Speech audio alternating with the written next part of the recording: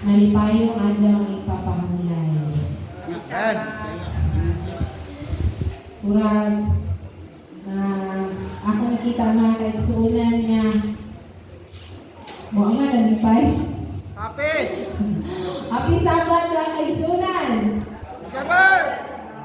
Karon. Initak na sa kabuntagon mga kaigsuunan. Nag-expect mo nga ako ang message karon. Kaya ako adyo ko ga-expect mga kaigsuunan. Pag-ana niya ako lagi na Sabat. Day, nako ihangyo ni mo na tatabangan ko ni mo anak dahil ng intro mga kaigsuunan. Usa na ako. Ako ma-assign na message niya. Ato kung sibulan makatahon ako. Ikaw message na. Iko hala. Anak ko mga kaigsuunan. Hala ako lang mga ladak pagod mo. Tagaan. Nag-aral ako mga kaigsuunan nga kung anak ko. Sige ko, ako. Siya nga. Sige day, andam. Ato siya gabi siya. Andam na kahuma. Ikaw, andam na ko. Ang pangutan na. Kuya, makaanak ko, anilma. Gabi, ato ko yung mga kaigsuunan. Nakaingot ako po, nag-andam ako ng anlawan pa mga kaigsuunan. Pagkagabi na mga kaigsuunan, nakamata mag-uok alas 10:45. Sa kasakit sa akong dinilin. Sakit akong dinilin. Ano ko? Mahanap na dagay ko. Sakit naman kayo. Di CR ko mga kaigsuunan. Kung wala ang buko pa nga hiig. Kung sa dagay ko nga, mag-init ko muna. Kaya gusto yung panuhot rani. Si Jeter, di ba? Kung siya, sige siya katan. Kung sa man, hindi ba ate? Lugsong na dahil ko nga. Ay sa kayo orang. Wala naman pugo pa nga hiig. Sakit naman. Kapuha pa ako hindi kapuha. Sila mo may sakit ko kayo ko. Mahanap na dagay ko. Kaya kanina first time ako kayo. So, gumita kabalo. Unsa ko lang batikon. Di anak ko dito na. Ano mo ito dagay ni? Ingon sa nako ni usa ka baso maluya. Kung mawala ni, kung hindi mawala. Kung gusto na pero kung mawala ni, dili pa ko manganak. Kaya mo message pa ko sa Sabado. Anak ko mga kaigsuunan. Hala kay nawala siya mga kaigsuunan na alauna na malamang wa pa man nawala ni ko. Hala wa pa man siya nawala. Pagka-alauna hindi siya mga kaigsuunan nawala man siya. Ni absorb na dagay tong kuan luya ba ni absorb na dagay to ang inom nga luya. Ingko nga nawala naman ang sakit. Imagine time siya panuhot ra dito wala ra dito false dito. De mga kaigsuunan ganihan akong kadlawon, sakit naman po kayo akong dili, nga mura po ko.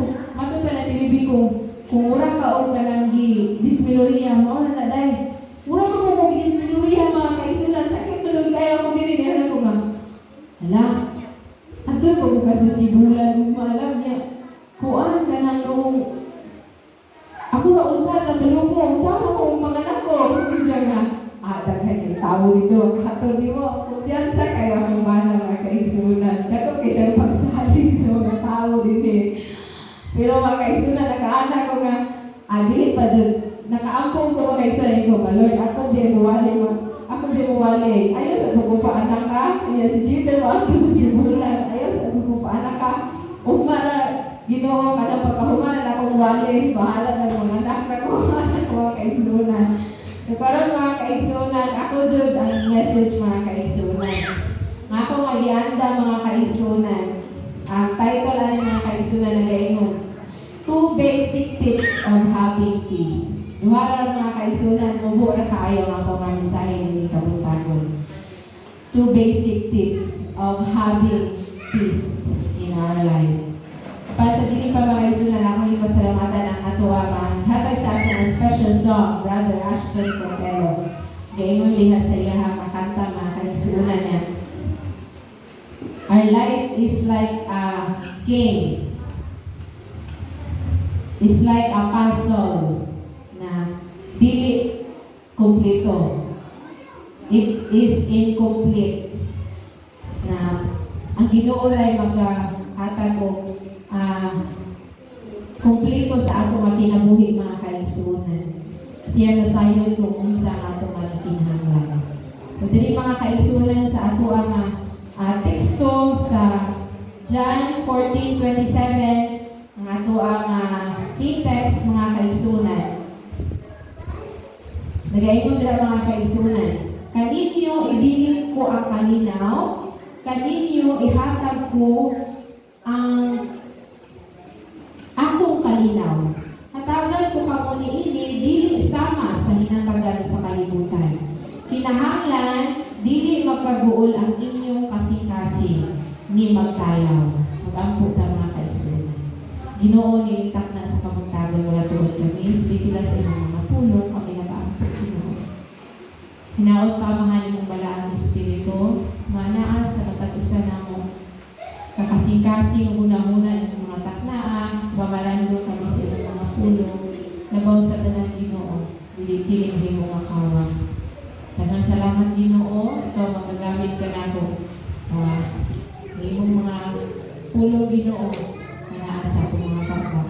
Kini mahatag ka namo, kadasig sa pagpadayon sa among mapag-alagad, biyon ni ining malisod nga kalibutan. Salamat Ginoo sa kanunay sa imong pagtubag sa among mga pag-ako. Amo kini gisalig sa ngalan ni Jesus. Amen.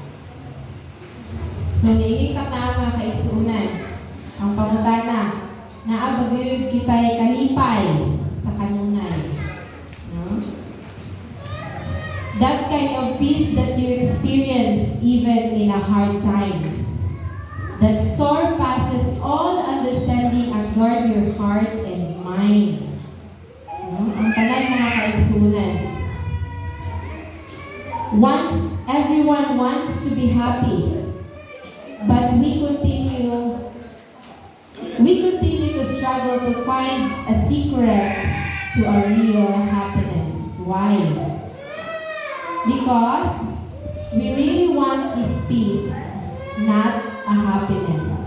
Mga kaigsunan, ang atong Biblia, gikinahanglan ang kalinaw, dili ang kalipay. Kay ang kalipay mga kaigsunan, kung naa kay kalinaw, naa kay kalipay.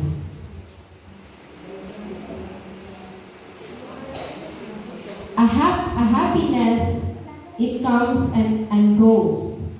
It changes with situations and emotions.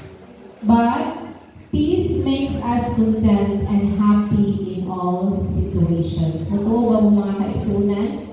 Nga ang kalinaw, maghatag ka nato og contentment ug kalipay sa tanan nga sitwasyon.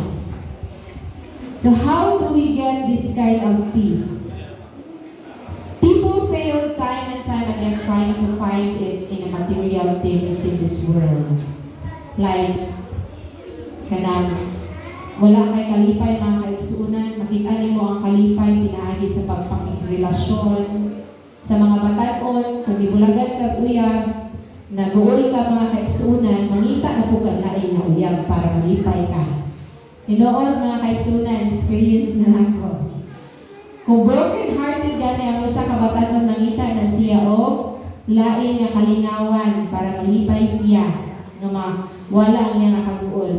Pero I tell you, dili na mao ang sulbad sa imuha kaguol. Imong gipalitan. Kwarta. Mangita ta og daghan nga kwarta para malipay ta. Trabaho. Usahay kaning pagkaon nga lami para malipay ta. Hobbies. Atong mga pangandoy nga puloy-anan nga kanang tiyada mga kaigsunan para malipay ta. Ug ang atoa nga mga kanang mulaag ta mga kaigsunan ug tiyada nga mga places para malipay ta.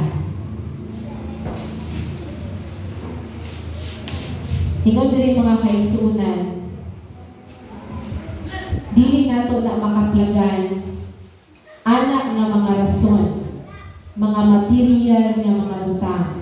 Tungod kay si Ginoong Yesus nagaingon diha sa John 14:27 nga only Him can give us peace. Dili ang kalibutan. Not as the world giveth. So So ang kalinaw nga ihatag sa Ginoo kanato dili mahatag sa kalibutan mga kaigsunan. Nganuman naay daghang kwarta, nganuman lagi maghikog mga artista sikat maghikog mga kaigsunan. Tungod kay ang kalinaw dili mahatag sa kalibutan. Si Ginoong Jesus lang makahatag niya ng mga kaigsunan. Panunsaon man nga kita mga kaigsunan nakailang naman ta ni Ginoong Jesus. Nagsulod man ta diha kaniya, simba man ta langit papahulay, pero naamon si panahon nga mawala ang kalinaw sa atong mga hunahuna sa mga problema sa kalibutan ng masapawan mga kaigsunan. Mabalaka pa ta, usahay mga kaigsunan ng mawala pa ang ato ang focus sa maayong mga butang tungod kay nalibog ta mga kaigsunan, tungod kay nawala ang kalinaw sa ato mga hunahuna. Wala tay peace of mind. So diri mga kaigsunan nagaingon na ako'y duha ka mga basic tips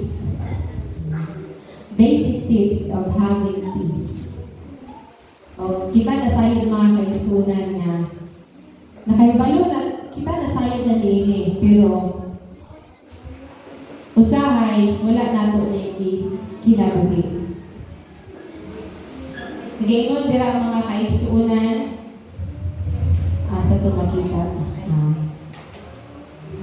Ang inyong aladungog kung wala ninyo ikinabuhi, kawang lamang. Ang una mga kaigsunan nga akong ihatag, ang kini nga worship at home. Kapag kita nasayod mga kaigsunan nga gitugluan yun ka mga kaigsunan sa pag-worship day and night. Pero tungod sa kabisi sa trabaho, tungod sa kakapoy sa panglawas, usahay dili ka nato mahimo mga kaigsunan. Pero mao na siya pinaka-importante sa ato ang paglakaw ng Kristohanon matag adlaw sa ato nga kinabuhi mga kaigsunan. Na bisan kami mag-worship ni sa balay mga kaigsunan, taas na kaayo ng 20 minutes. Mag-worship ni mga kaigsunan, mga dala sa kanta, 3 minutes kanta, 2 ka kanta, 3 minutes, 6 minutes. Basa may devotional, mga 5 minutes, 11 minutes. Ampo, 1 minute, mga 15 minutes mga kaigsunan, humana. So sa usa ka adlaw mga kaigsunan, kuhaan na nimo og 30 minutes para sa Ginoo. 15 minutes para sa buntag, 15 minutes po din kagabi. Usa ka importante kaayo mga kaigsunan, pero usahay ato na nga kalimtan. Worship is very important to have peace in life. It is a practice of redirecting our attention and feelings away from people and things around us. Sa Colosas 3, versikulo 2, nagaingon diha mga kaigsunan, itumong ang inyong mga hunahuna diha sa mga butang ana sa itaas, ug dili sa mga butang dinhi sa yuta. Ang bakta sa 15 mga kaigsunan, ug paahari ang kalinaw ni Kristo diha sa inyong mga kasing-kasing nga ngadto sa maong kalinaw kamo sa pagkatinuod gipanagtawag diha sa maurang usa ka lawas ug magmapasalamaton kamo. 16. Ang pulong ni Kristo papuy-a nga madagayaon gayud diha kaninyo sa magatudloay ug magatinapagay kamo ang usa sa dalang kaalam ug sa mag-aawit kamo mga salmo ug mga alawiton ug mga awit nga espirituhanon uban ang pagkamapasalamaton diha sa inyong mga kasing-kasing ngadto sa Dios. 17. Ug bisan kung sa inyong pagabuhaton sa pulong o sa buhata ang tanan sa ngalan sa Ginoong Hesus nga magahatag kamo sa mga pagpasalamat ngadto sa Dios nga Amahan pinaagi kaniya. That kind of peace that comes from God help you to handle everything in this life. Everything in this life throws at you. Bunon man ta sa mga problema, mga kaisunan, sulayon man ta sa mga pagsulay na dako kaayo. Kung kanunay kang nagapamalandong sa pulong sa Ginoo, nagadalig diha kaniya liyo sa mga problema, mga kaisunan, naagi hapon tay kalinaw, mga kaisunan, naagi hapon tay kalipay, mga kaisunan.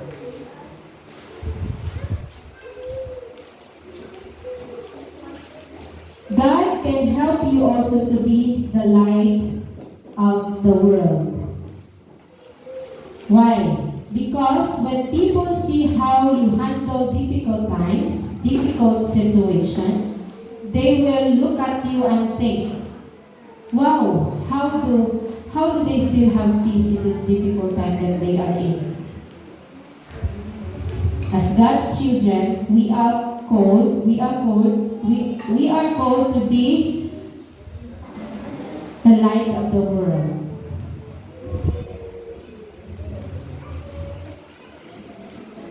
We are called to be ready at all times. So never, when you see a situation creeping up on you, and you think, God, why are you letting me go through this? Naatay mga problema, mga kalisunan, kung sige kang pamalan mo sa pulong sa Ginoo, mga kalisunan.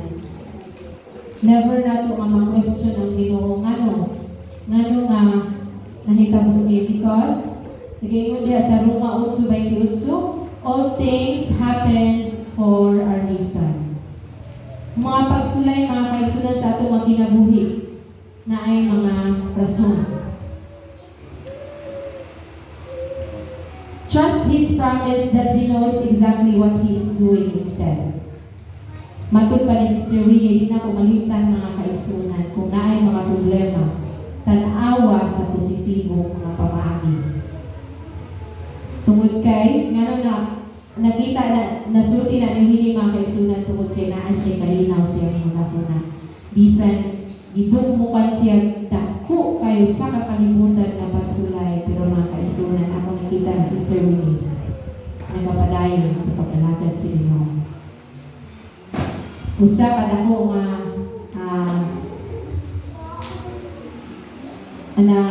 makaingon ako po mga kalisunan na kana magong duol ka sa Ginoo, kanunay ka nagpamalando sa mga pulong. Bisan lisod na kayo mga kalisunan, makapabilin pa kaniya sa Ginoo. Kay kung dili ka himalandong sa pulong sa Ginoo, agiyon na kagamay kayong pagsulay, wala na. Di na dito ka usimba o Sabado, mga kaisunan, tungod sa pagsulay na naa sa iyong mga panimalay o naa sa iyong mga kinabuhi, mga kaisunan. Trust His plan because God in His perfect wisdom allows certain things to happen for a certain reasons.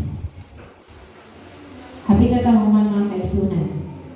Ikaduha na basic tips of having a peace. Personal prayer.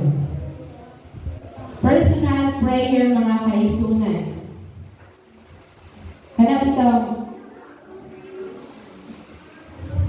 mag-ampo ka nga sa imuha kaugalingon kung unsa mga nahitabo sa imong mga kinabuhi, mga kaisunan, resulti tanan sa Ginoo. Ng personal prayer nimo ngadto sa Ginoo, mga kaisunan. Makahatag na nato og kalinaw, mga kaisunan, nga mawala ang mga kabalaka. Imong gisalig diha sa Ginoo ang tanan nga nahitabo sa imong mga kinabuhi.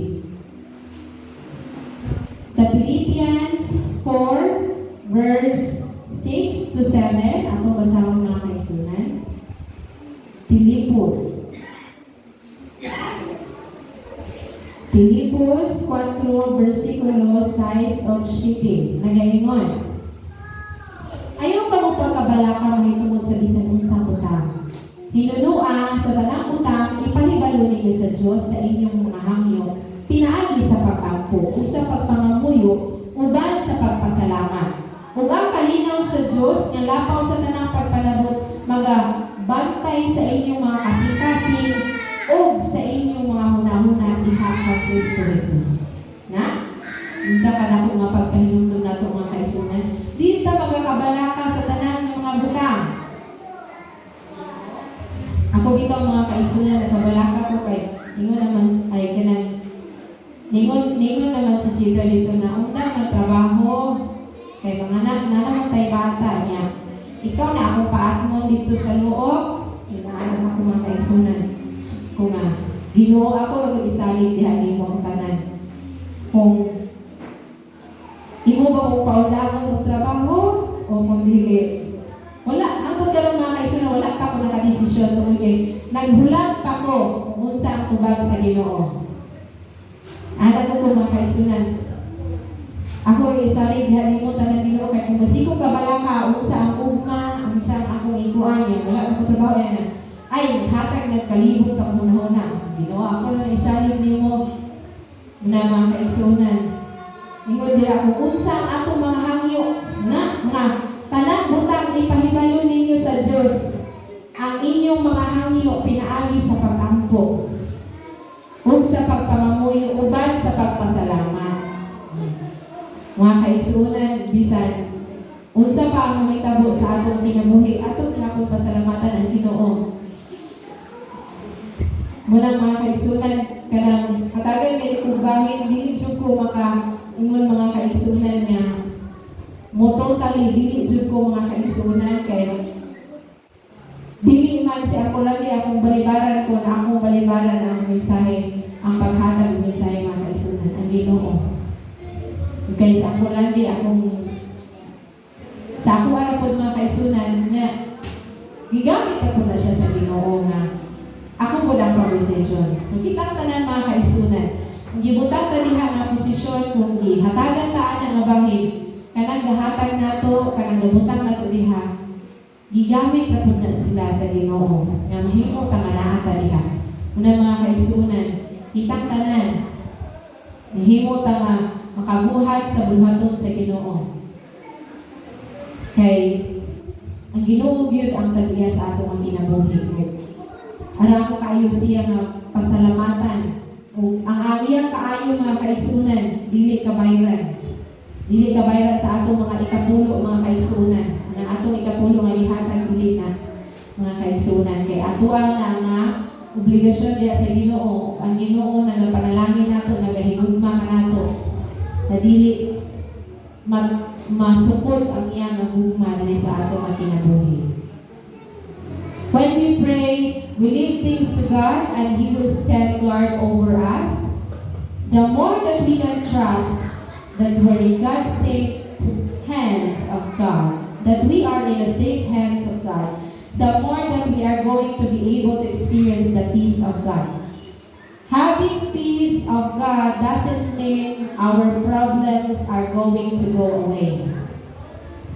But it means that turning inside of our hearts and our mind will be replaced by a confidence that simply does not make sense.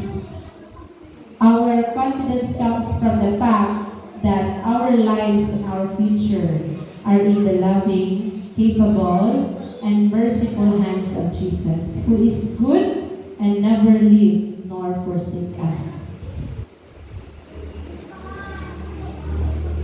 A peaceful Christian is a powerful witness. Isaiah 26 verse 3, nagaingon, pagabantayan mo siya, diha sa pakigdaig nga hingpit, kansa huna-huna sa kanunay anak kanimo, tungod kay siya, nagasalig kay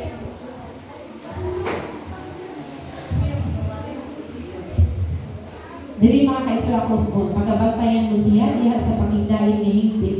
Kansa huna-huna sa kanunay anaa kanimo tungod kay siya nagasalig kanimo.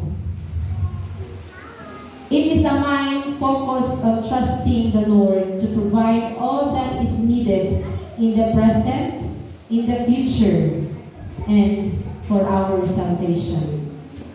So, mao na mga kaigsunan, na kung kita nagasalig diha sa Ginoo, kita nasayod, kita handog sa kanunay diha sa kaluwasan nga iyang gihatag kanato, mga kaigsunan. Last verse niya akong ihatag kaninyo, 1 Thessalonians 5 verse 23.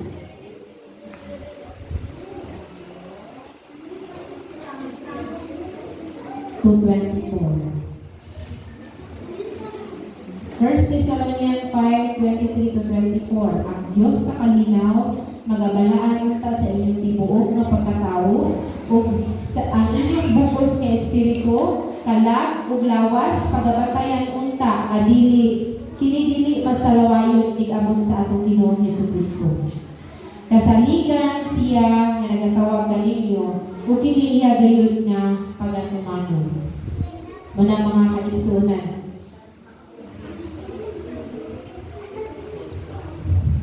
diha sa Ginoo, sa ato ang pagsunod diha sa Ginoo, mga kaigsunan, sa ato when we decided to follow Jesus, natus pa sa kanta, mga kaigsunan, no turning back, no turning back. Follow Him whatever circumstances that will be, that all those around us may change, that our financial situation may change, no matter what happened around us. We've decided that we have made a decision to follow Jesus, that there's no turning back. It is a commandment to serve the Lord, not to back out. Do not quit to serve the Lord, even if it's hard, even if you don't know how, even if you feel you are not qualified to be. Because God needs those people who will stand faithful, and He will give you strength and power to do things that you believe you can do by your own. Mga kaigsunan, nga kung hamabo nga mensahe ni ini kabuntagon inaon, nakahatag ka nato og padasig, palig-on, kapadayon kita sa pag-alaga diha sa Ginoo. Bisan pa sa mga kalisod sa atong kinabuhi.